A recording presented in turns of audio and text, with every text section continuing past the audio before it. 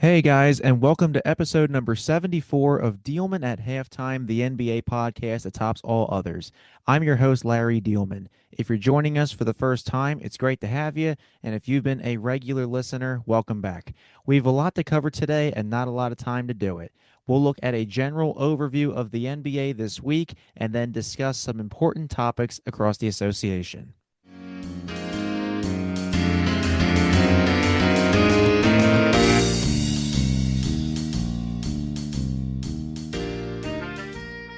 All right, let's take a look at our content for the week. Probably one of the bigger stories in the NBA this week is Trae Young of the Atlanta Hawks is expected to miss 4 weeks with a sprained MCL in his right knee. The Hawks are currently 3-4 and sitting at eighth in the Eastern Conference. Trae was injured against Brooklyn on Wednesday after just 7 minutes of action. He has missed Atlanta's last two games against the Pacers and the Cavs. Chris, obviously, Trae Young is a big part of the Atlanta Hawks franchise. And as we discussed in the first episode of the season, Trae, he's kind of at his last chance potentially to prove he's a franchise cornerstone. But what are you seeing right now with this injury? How will this affect the Hawks? I really don't know. I think it's going to be really interesting to monitor Atlanta over this next month. But so far, obviously through the first 7 minutes of that Brooklyn game, Trey's kind of floor as a scorer has looked concerningly low. It feels like he kind of normally starts his season this way. So I don't know how much you want to buy into that. But personally, that's not a good look. It's not a good look. He's shooting really poor from the field. He's shooting really poor from three. The shot selection has not been good.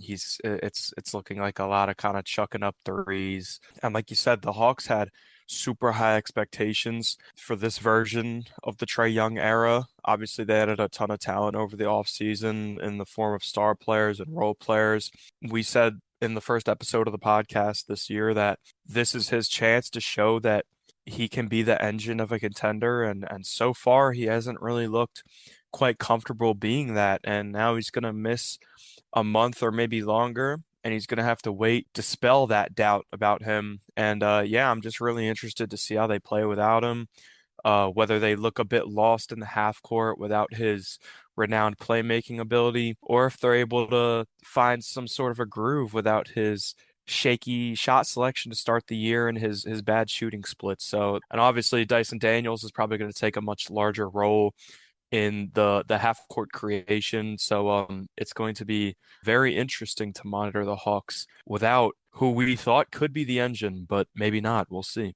Yeah, some good points from you there. And looking at Trey's shooting percentages right now, so he's averaging just under 18 points a game, 37% from the field, 19% from downtown. Those are obviously very icky numbers from his usual stats.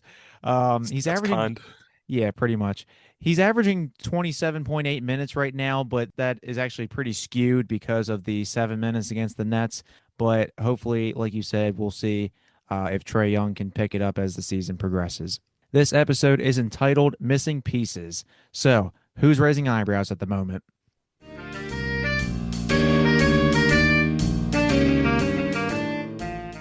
All right, let's get into our discussions for the week. And we're going to start off with Ja Morant of the Memphis Grizzlies. Guess what? He's in trouble again. Ja Morant was suspended for yesterday's game on Sunday, November 2nd. That was at Toronto for the Memphis Grizzlies. It was for conduct detrimental to the team. Ja Morant scored 8 points in Friday's loss to the LA Lakers. And when reporters were asking him questions, his go-to answer was, quote, go ask the coaching staff. Ja Morant was reportedly disengaged at times during the Lakers game, and he's had multiple suspensions and fines in the last couple of years with gun-related issues. Chris, I don't know what to think of Ja Morant anymore. This is like another suspension. Obviously, he's had the gun issues with social media and Instagram Live and all that jazz, but what do you see like this is what are your thoughts on this latest one where, seemingly disengaged and maybe arguing with new head coach Thomas Isalo? This is a time where I think people are really out on John Morant, but I'm somebody that's loved him so much from when he was a young player. I'm still really torn on him. It's so easy to paint out Ja Morant as this almost locker room cancer. He's not taking things seriously enough. And I think there's some ammunition to prove that. But I mean, I feel like I've seen enough of Ja Morant really wanting to take up the team with him. Him kind of using his gravity to propel the Grizzlies and his teammates into playoff spots in the past. I think Ja's a good guy, but it was jarring watching that Lakers game, and he comes out in the second half, and just like one of my favorite podcasters, Zach Lowe, mentioned on his podcast, if Ja Morant had pockets in that second half, his hands would have been in them. It was it was shocking. It was shocking. He was totally disengaged. And something had to have happened at halftime in that game between him and the coaching staff. And I did a little digging into Thomas Isolo. I really hadn't known much about him. He kind of entered the frame late last season after the firing of Taylor Jenkins. This just generational, almost European coaching talent. But something interesting about him is he mentioned how all throughout the years, all the coaches he had been around, had kind of shown passive aggressive tendencies. They'd become furious with players behind the scenes without almost bringing it up directly with them or transparently. And Isolo said he was not going to be that coach, and he never will be. And I think that Lakers game, that halftime, must have been the litmus test to that core principle of his coaching style because something clearly happened between him and Morant was totally disengaged, and he deferred to the reporters asking the coaching staff, and it was just a really bad look. But just recently, before Morant's suspended game, he posted something on his story saying, "Let's go Grizzlies." And I have faith that Morant is the type of player and the type of human to work this out and kind of calm those kinds of emotions. I just love John Morant. I've always loved him. There's a lot of questions regarding whether he can be the guy in Memphis, but it's another one of those situations with him where it has you questioning again his ability to be that guy on a contender. And obviously it's not a good look, but people forget just the night prior he had hit a game-winning shot. He had 28 points. 8 rebounds, 7 assists. I mean, this is still John Morant. He is still a great player. The shooting splits are down this year, but I'm overall not too concerned about this, maybe compared to the public, but it's not a good look. But I believe in Isolo. I believe in John Morant. I don't know if I believe in the Grizzlies, but yeah, it's just a really fascinating development. And that Lakers game was just shocking to watch in that second half from him. I think you're right with that, these suspensions and especially another one right now early in the season. I mean heck, it's early November. It makes you question, is he the right guy to lead the Memphis Grizzlies? But, like to your point, he still a very great talent. He, I would say, is probably one of the greatest of all times in terms of almost dunks, where he will absolutely looks like he's about to murder his opponent. But I think he has some great talent. He's got a great talent around him, and Jaren Jackson Jr. and he's got a new coaching staff, and things take time, right? Things take time. They're not going to mesh right away. Thomas Isalo is not going to be Phil Jackson in like 10 games. You got to just take this one day at a time and hope you get back to where you were in the Western Conference. Try to get back to one of those maybe top four seeds and go from there. But these suspensions definitely make you second guess yourself. Maybe is his ceiling being a Robin, not a Batman, but is it a Robin? Is his ceiling? I don't know. Is he mature enough to lead a team? I don't know. I think that'll be something to pay attention to as the season goes on and as his career goes on as well. So, speaking of franchise cornerstones, we'll circle back to Trae Young, who we mentioned just a few moments ago in the opener. I think Trae Young, at this point in his career, I think he is capable of being a franchise cornerstone. The only thing that gets him, Trae is a very below average defender, which is something I think I'm being a little nice there because sometimes he looks like he's a traffic cone on defense. Mm. But he definitely has the talent around him. And like we just said with John Moran, he's got a good coaching staff. Quinn Snyder definitely is a good coach. He came from the Utah Jazz. But I think Trae Young has what it takes. He hits those big shots, he hits those long range shots, and his efficiency is it the greatest? Absolutely not. But he definitely lives up to the big moments. He loves to play at Madison Square Garden. This is a man that, you know, Knicks fans literally still say F Trae Young because he beat them in a playoff series like 4 years ago, and that was one series. So this man fears nobody. I think he still can be a franchise player, Chris, but I think he either needs to step it up a little bit as the season wears down, like in the spring, or he just needs help. Yeah, I'm not ready to punt on Trae Young as a cornerstone. Um, Again, I'm not going to overreact to the poor shooting to start the season. Like we said earlier, it's going to be interesting to monitor how Atlanta plays without him. There's really a wide variance of things that could happen right there, but yeah, I'm not ready to give up on him as a guy that we could have in those conversations with Tyrese Maxey, with Tyrese Halliburton, with Cade Cunningham. Like you said, he lives up to the moment. We know him to be a great shooter, despite, his early season struggles. And Atlanta has really surrounded him with a very well-rounded team, even though they haven't quite looked like that Eastern Conference contender that we thought they could be. But yeah, I'm not ready to overreact to that. John Morant as well. As much as people want to be out on John Morant, I'm just such a John Morant guy. I don't want to, I can't punt on him either. I really dislike the direction the Grizzlies as a team are headed in right now. Jalen Wells is not playing well. Kentavious Caldwell-Pope hasn't been playing well. They're very injured right now. Their only two really competent big guys are Jaren Jackson Jr. and Jack Landale. They're injured. I don't like the roster construction, but I like the coach. I like John Morant. They really nailed that Cedric Coward pick in the second round. I don't want to get too overzealous here, but he almost reminds me of a young Kawhi Leonard. Ja's kind of been dealt a bad card with the direction of this roster building.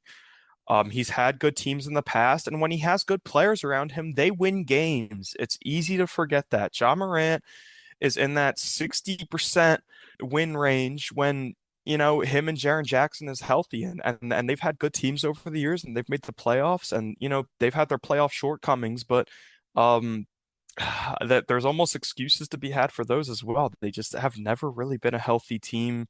And I know availability is the best ability, and you have to take that into consideration. But John Morant, besides the suspensions, besides the injuries, when he is on the court, he is a great player and he is a winning player.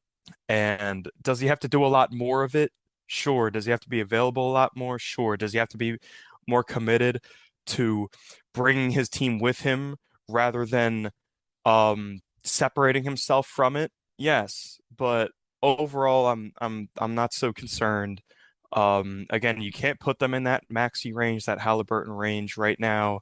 But these two guys, I hate to fence it, but we just haven't seen enough yet. And while it's trending down for both of these guys, again, I think we could look back at this episode in a couple months and see the Hawks playing up to that kind of contender label with the amount of talent they have.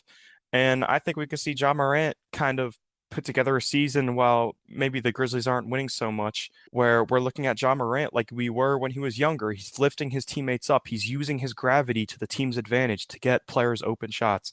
So I'm not quite ready yet, but it's trending down. But I'm not ready to give up on these guys quite yet as franchise cornerstones.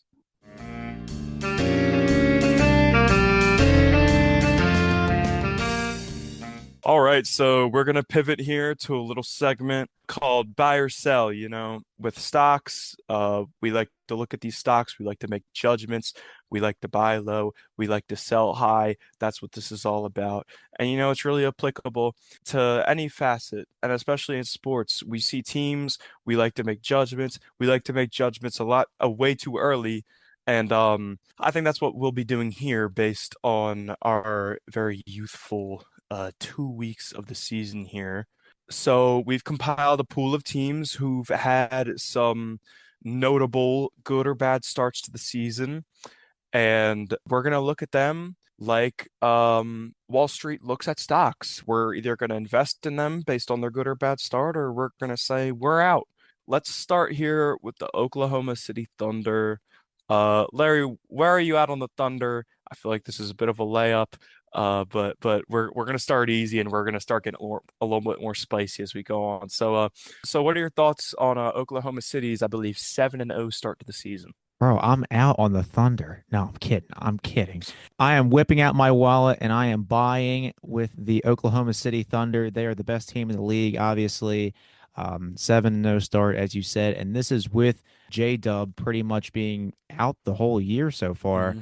He's their probably second best player, and they're already 7-0. That tells you pretty much all you need to know regarding that. And I saw on, I believe it was on X, Shea Gilgeous-Alexander, there was a quote that he said, which is very scary if you are a fan of the National Basketball Association.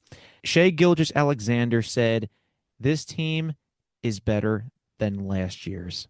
I don't know how much better you can be considering last year's team completely bulldozed the NBA. Shea Gilgeous-Alexander won MVP and Finals MVP, and the Thunder, depending on how you feel about the Tyrese Halliburton injury, if he didn't go down, the Pacers were winning that game. No, the Thunder, it was their year. No matter what you say, I think it was just the Thunder's year last year. They had all the talent, they had everything go their way, but I don't know how you can get any better than this. And the fact that their best player is saying that they are better than the previous year is very scary. And I don't think you can sell them for a while. Yeah, Larry, I'm buying high on the Thunder. I mean, what else can you say about this team? They're extremely talented, extremely young, extremely well coached, and it seems like they have like 45 rotational caliber players just in their back pocket or ready to pick up from their G League team or from somebody else's. They are just a farm of quality basketball players. They have found a revelation in AJ Mitchell to start this year, guard out of Santa Barbara.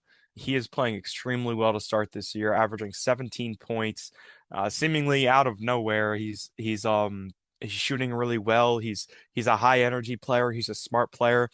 And he's just another guy that Oklahoma City's pumping out and is a quality player for them. It seems like they have no shortage of them. They're deep. Again, they're playing without Jalen Williams, who was an all-star last year.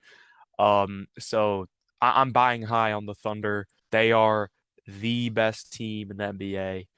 And yeah, you said you were selling on them. I didn't even flinch. I didn't even flinch because there's no other direction you can go with the Thunder.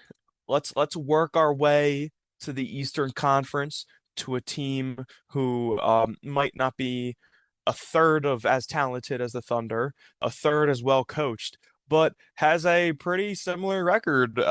Shockingly, the Chicago Bulls and their 5-1 start to the year. Larry, what are we seeing from Chicago this year? What has surprised you? My choice for the Chicago Bulls, I am selling.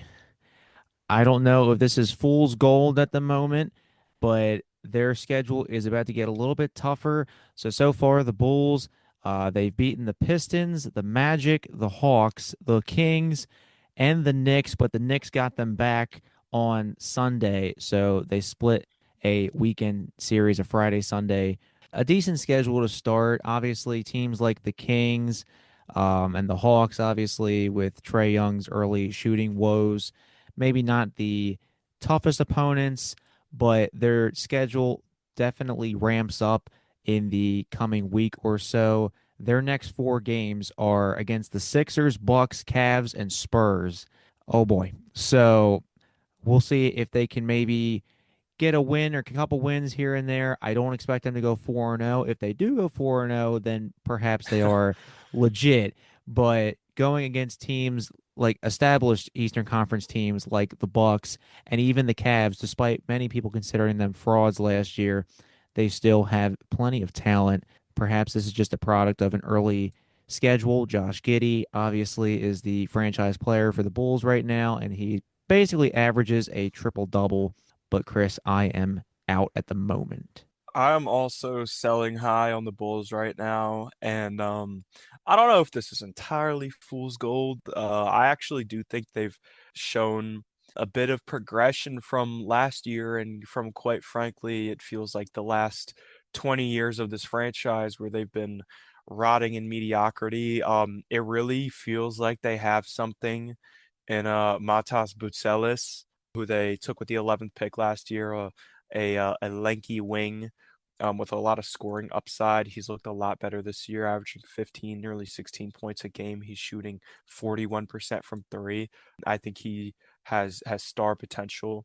They have plenty of pieces I really like. I think Josh Giddey is more than just an empty stats guy. I would like to see him shoot the three a lot better consistently, and that's what he's done this year. He's shooting 40% from three. We'll see how long that persists. Ayo Dosunmu off the bench, who they got for pretty cheap. He gives them a spark off the bench. They have some pieces that I really like and that don't just feel like stagnant pieces. These are pieces that I feel like they can actually put together a fun, gritty, competitive team with. But like you just mentioned, they have an absolute gauntlet coming up over the next week. And we'll see how they fare in those games. I'm not expecting much. I'm not expecting even 3 wins out of that gauntlet. I don't even know if I'm expecting two, but I like the Bulls. They've been fun this year. Am I buying them as a contender? No, but I do like what I've seen from them this year, obviously. Uh, being 5-0 and having some pieces that I'm excited about. So gonna go back to the West here with the San Antonio Spurs. A very hot start to the year, also 5-1. And, just really the start has really been characterized by the emergence, which might even be uh not even selling it well enough, the emergence of Victor Wembanyama, the skyrocket of Victor Wembanyama. But Larry, are you in and out of the Spurs? What are your shares looking like? Are you holding? Are you selling a couple? Are you buying a bit more? What's the deal with San Antonio? I am buying as if there was no tomorrow. The Spurs are probably one of the hottest teams in the NBA, not named the Oklahoma City Thunder. Their young talent is absolutely disgusting. And this is all without De'Aaron Fox. De'Aaron Fox was their big acquisition at the trade deadline last year, and this man has not even played yet. Unfortunately for the Spurs, Dylan Harper is expected to miss a couple weeks, so he's going to be sidelined. But Victor Wembanyama is certainly capable of running the show along with Stephon Castle in the meantime. And hopefully, Mitch Johnson, the head coach, has some tricks up his sleeves as the season gets deeper into November and early December while Mr. Harper rests up. So I am buying. I am going to sell a couple of my Spurs shares. Listen, I'm a big Spurs owner. I'm a big Spurs investor. I love the guys, okay? But I'm a businessman. And, everyone is dazed by the Wembanyama start for good reason, and they're 5-1. But I think that Dylan Harper's absence is going to be a very big deal. They're already down Fox, obviously, an all-star caliber player in the NBA. And what I saw from the Phoenix Suns last night was I don't want to say concerning at all for Wembanyama and the Spurs future, but they really threw the kitchen sink at Wembanyama. They were pressuring him anytime Wembanyama brought the ball under his 6 foot tall waist. They were scrapping for it. They were denying him off ball like crazy. And Wemby had a rough night. He really couldn't get going. The Phoenix Suns, who again have not had the most promising start to their season either, they were able to beat these streaking hot Spurs because of the way that they played Wembanyama. And not at all am I really concerned about Wembanyama. But there's potential there in that game where we saw how you can deny Wembanyama, and if you're denying Wembanyama, you're denying the Spurs. And it's going to be really interesting to see them playing against higher levels of competition. They've had a bit of a cakewalk to start the season, quite frankly. Dallas, New Orleans, Brooklyn, Toronto, Miami's a great team, and they kind of just scrapped by them to start 5-0. And obviously, we saw that giant switch up in how Wembanyama was treated by the defense in that Phoenix game, and it really had a huge impact. So, by no means am I out on the Spurs, but looking at how the public sees them right now, and I think this Dylan Harper loss is really substantial. He's already playing like a veteran and a really good running mate for Wembanyama. And he's gonna miss some time. I'm gonna sell a couple shares of my Spurs. I have no doubt that they're a contending type team, but I will be selling just a little bit of my Spurs shares. We're gonna hop back to the Eastern Conference. Another hot team, the Philadelphia 76ers. Obviously, the start has been propelled by the incredible seasons of Tyrese Maxey and rookie phenom VJ Edgecombe. Larry, what are your shares looking like for the 76ers? So for the Sixers, I am buying for now. So the young talent definitely carrying the load, even without Paul George. Paul George has yet to make his season debut. And I think you have to really look at, is this team shifting to Tyrese Maxey? Obviously, this has been Joel Embiid's team since the day he got to Philadelphia. But at this point in time, with all the injuries and all the question marks and all the second round exits, I think you have to look at it and say, is this officially Tyrese Maxey's team? Embiid is still obviously no lower than the second option on this team, but you just have to look at it and say, Tyrese Maxey is young. He is the now. He is the future. And I don't think that can be ignored. Now, the reason I said buy for now, because as Chris and I both know, the Sixers have had some questionable postseason exits and end of seasons. But as of right now, the Sixers are on my list.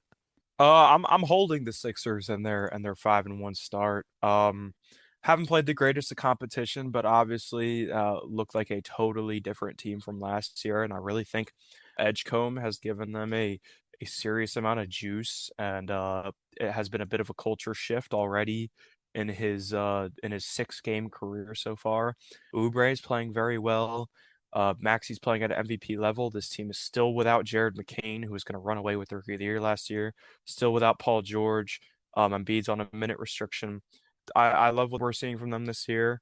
They're playing fast, but I do question their defense a little bit. We'll see how it holds up against some of the higher levels of competition in the league. They play Cleveland on Wednesday. I think that'll be a good test. But yeah, I'm gonna hold on the Sixers for now.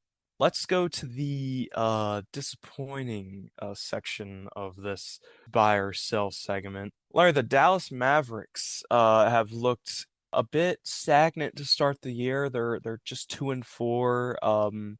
With all the talent and acquisitions they had over the offseason, and Cooper Flag has had an up and down shaky start to the season. What are you seeing from Dallas? Are you buying this low dip, or are you kind of still hesitant about them? I am going to sell on the Dallas Mavericks. Anthony Davis is hurt again. Wow, this is so shocking. I don't know if Cooper Flag can handle if Anthony Davis goes in and out of the lineup as semi frequently as he does. I'm not a Cooper Flag hater by any means, but Cooper Flag is also a rookie, and this is the big boy league. So I'm really questioning if he can step up. Now, obviously, with Kyrie Irving out for now, Cooper Flag and Anthony Davis, like, okay, cool. But now Anthony Davis is hurt again. And obviously, we know Anthony Davis's history with injuries. I don't know if Cooper Flag can step up to the plate at the moment. So early this season, I will be a seller. I was very bought in on this Mavericks team, and unfortunately, I'm going to have to sell a good portion of my shares. This is an older team that I did still think had a lot left in the tank, but obviously Anthony Davis is hurt, Derek Lively's hurt. He's had a hard time staying on the floor throughout his career. but I'm really concerned about the way Klay Thompson has started his season. He is not shooting well. He does not look like the Klay Thompson of old. Obviously, this might be time for us to kind of look at Klay Thompson as a bit of an afterthought when we discuss the Mavericks.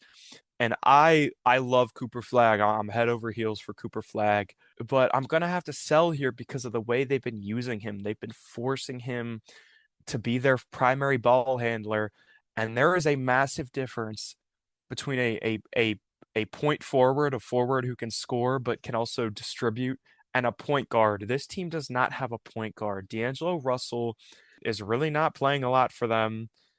He's not shooting well. It's looking uncomfortable. And they're forcing Flag into this massive role as the ball handler, and he's looked shaky. And I don't like what Jason Kidd has been doing to start the year, and I think we may have overrated a bit of their talent heading into the year. We'll see what it looks like when Kyrie Irving's back, but I'm gonna have to sell a couple of my shares on the Mavericks. And real quickly, we'll discuss the New York Knicks, 3-3, off and on start to the season. Obviously under new head coach Mike Brown. What do you think of New York so far this year, Larry? I will buy the New York Knicks.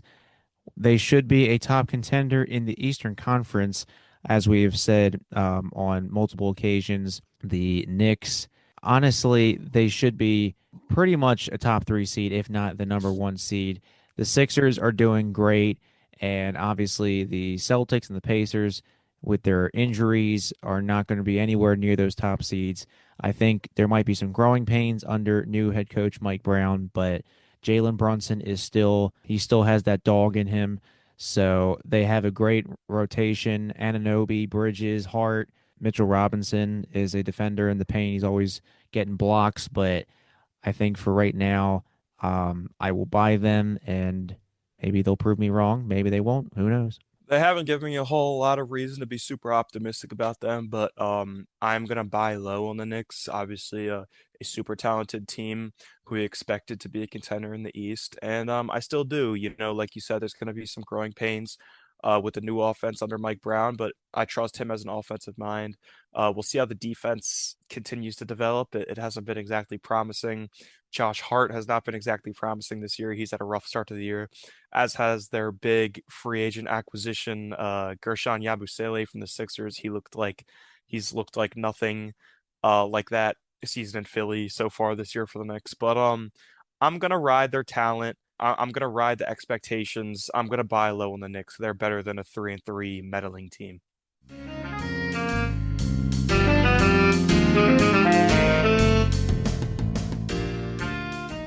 Finally, let's go to Game of the Week. For this week's Game of the Week, we have the Houston Rockets at San Antonio Spurs. This game is on Friday, November 7th at 7:30 p.m. The Spurs started 5-0 for the first time in franchise history. Dylan Harper has made an immediate impact for San Antonio, but he left the Spurs Suns game on Sunday with a calf injury. The Rockets lost by 1 point to the Thunder on opening night on the road in double overtime. And the Rockets have a 3 game winning streak, 3 straight beatdowns over Brooklyn, Toronto, and Boston. So a lot of hype in this early Western Conference matchup. Chris, any thoughts on the Rockets Spurs? I think this is the absolutely perfect choice for a game of the week. This might be the game of the season so far, besides that opening night showdown between the Rockets and Oklahoma City. It's going to be super fascinating to see the hot Spurs and Wembanyama face a contender, a team that can throw a lot at them. And after what I saw from the Spurs against Phoenix, again, I'm not at all selling on them, but I think we see that the Spurs are human this year. And on the contrary, of course, the Rockets started out 0-2, but they seem to be finding a groove. Obviously, they lost Fred VanVleet for the season, but it looks like the half-court offense has looked a lot smoother. They host Dallas and then they go to Memphis in this game leading up to San Antonio. We could be looking at a 5-2 team on a 5 game win streak going into that San Antonio matchup. And the Spurs are playing the Lakers, who they should beat, but JJ Redick, I believe he's creative enough to kind of give the Spurs problems. So the Spurs could potentially be losing that game. I'm not overreacting whatsoever here, but the Spurs, I think, are trending a bit downwards. I think the Rockets are looking a lot more comfortable. And I'm going to ride on the experience and the talent of the Houston Rockets in this one. I'm going to trust Ime Udoka to have a bit of a game plan for Wembanyama. I think the Rockets will get the better of them in this early season matchup. I'm going to go with the Rockets 125 to 119. All right, you say the Rockets 125, 119, and I am going to agree. I am also taking the Houston Rockets 116, 113. So Chris with a 6 point spread, and I got a 3 point spread. His score is a little bit higher, but overall pretty good. And we will see how this early season Western Conference showdown goes in Texas.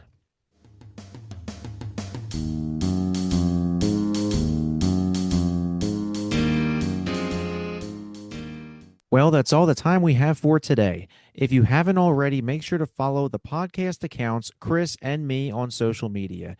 The three podcast accounts on Instagram, TikTok, and X or Twitter are under at Diehlman at half. My personal X and Instagram are at Larry Diehlman. Chris's personal X and Instagram are at Chris Dippy. All seven handles are in the description on Buzzsprout, Spotify, or wherever you get your podcasts.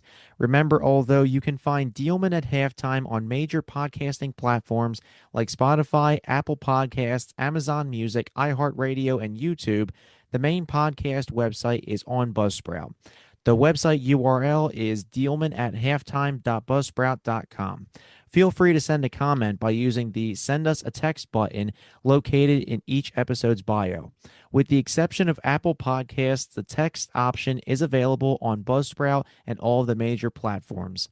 Your comment could end up in the fan mail section of the Buzzsprout website. And don't forget to spread the word about Dealman at Halftime. See you next time, fellow Hoops fans.